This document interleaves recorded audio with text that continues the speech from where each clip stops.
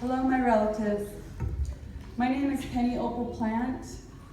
I'm Yaqui and Mexican on my mother's side and Choctaw, Cherokee, and European on my father's side, and I come from a very long line of strong women.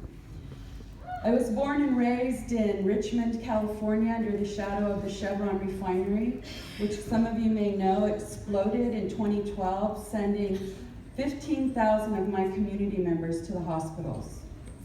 Because they were people of color, a lot of people outside of the area said, "Oh, those people, they're just going to the hospital to get money." It really pissed me off.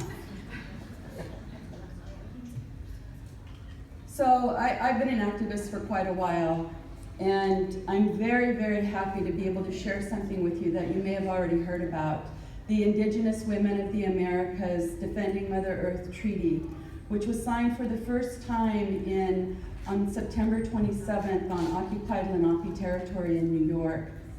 And now all of the women here have signed that treaty. And there will be more women signing that treaty as the days roll out and the years roll out. You can find it on indigenousrising.org.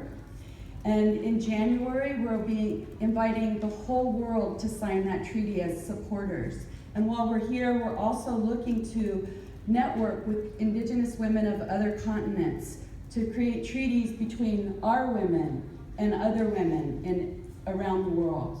So I just want to take a few minutes to read to you a few lines from the treaty. As Indigenous women of the Americas, we understand the responsibilities toward the sacred system of life given to us by the Creator to protect the territorial integrity of Mother Earth and Indigenous peoples. There are those who have forgotten that we live in a natural system with natural laws that govern that system, the laws of Mother Earth and Father Sky.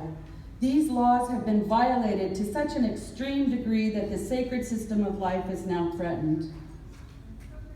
We understand that we do not have the time to change this system in the manner in which these systems are normally changed.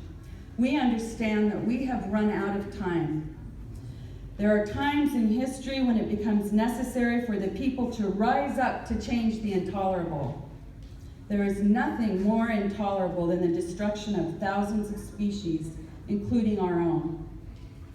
We call upon all women, but especially the female elders in every community, to educate themselves on these issues and on nonviolent movements. We call upon you to take the lead and to be on the front lines of all nonviolent direct actions and to share this information with those who are younger on the power of love and nonviolence. We call upon our sisters and their allies around the world to gather together on each new moon to pray for the sacred system of life, for guidance and wisdom, and on every equinox and solstice, to become educated about the harms that are being committed upon Mother Earth and upon all of life on her belly, and to become educated on who are allowing those harms to be committed. The governments, state, local, federal, those people in COP who are allowing these harms to be continued, the corporations that are following the legal system that is allowing these harms to continue. Does that piss you off? Because it really pisses me off. I am angry about that. I have a grandson. I want him to grow up to be able to drink clean water, breathe clean air, and eat good, clean, and healthy food, as I'm sure every single mother in this room does. Also in this treaty, if you are signing to make this commitment, we are inviting you to do a direct action every equinox and solstice. That's every 3 months. So I'm imagining by this time next year, there will be millions of women around the world shutting it down.